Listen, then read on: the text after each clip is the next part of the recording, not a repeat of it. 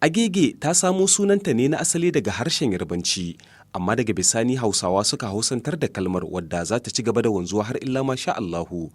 Asalin kalmar dai ita ce Age-igi, ma'ana masu saran itace. Yarbawa sai suke kiran gurin da Age-igi, Iluwan Age-igi. Abin da yasa ake ce mai Iluwan Age-igi dalili shine wato a lokacin su Yarbawa suna can Orile Agege. Nan kuma inda muka tattara wato gonakinsu ne.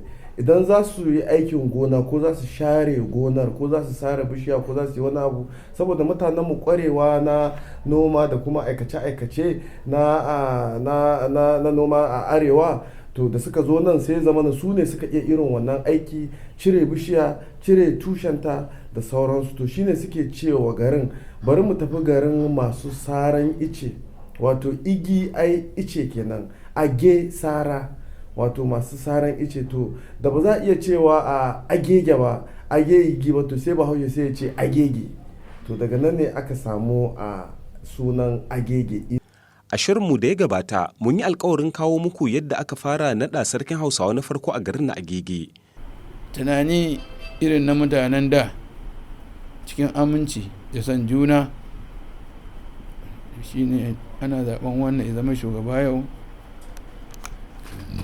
wannan mataimaki, haka dai aka yi ta tsara abin har lamarin ya zo ya zama to a tun da ya zama haka ai bai kamata mu bar baya ba, kamar yadda su manyan namu sukan ce kowa bai gida ya bar shi. To shine sai aka ɗauki irin wannan al'adun namu na arewa, aka samu shugaba, ana cewa shugaba har izo ya zama sarki, kuma sarkin kuma ya zama na in wannan ya yi sai ya gada da shaurinsu. Haka aka yi ta yi har ya zama yau.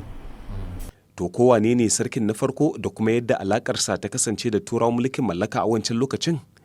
To 1863 wato a 1863 sai aga ya kamata a haɗu a zaɓi sarki maimakon shugaba da ake yi. To daga nan ne sai aka zaɓi wani bawan Allah, Muhammadu Mai Birji. Shi wannan Muhammadu Mai Birji turawa sun zo sun same shi yana kan karagarsa, wanda su wannan sarakuna namu su ne suke karɓo wa turawa haraji. To shi sa turawa da suka zo suka yi suka yi recognize ɗin sarakunanmu na nan Agege, saboda garin ya haɗu har ana abubuwa duka irin wanda ake yi a arewa. To sai turawa suka ga ya kamata su tabbatar da sarkinmu ya ci gaba da karɓar musu haraji. Alaƙa dai ta yi kyau kwarai tsakanin sarki Mai Birji da turawan mulkin mallaka na wancan lokaci. Turawan yamma a lokacin in ma za su rubuto wasiƙu, duka muna da wannan wasiƙun a hannunmu, suna rubutowa zuwa ga abokina sarki wane. To nan gaba cikin shirinmu za ku ji yadda Hausawa suka fara zama a Alausa, wato fadar gwamnatin jihar Legas ta yanzu.